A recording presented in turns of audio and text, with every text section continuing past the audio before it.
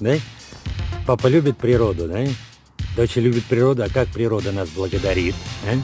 Покажем, как природа нас благодарит. А? Давай покажем. Папа вышел вот чуть-чуть собрать это, чуть-чуть где увидел это, а потом как заглянул в кустики и обомлел.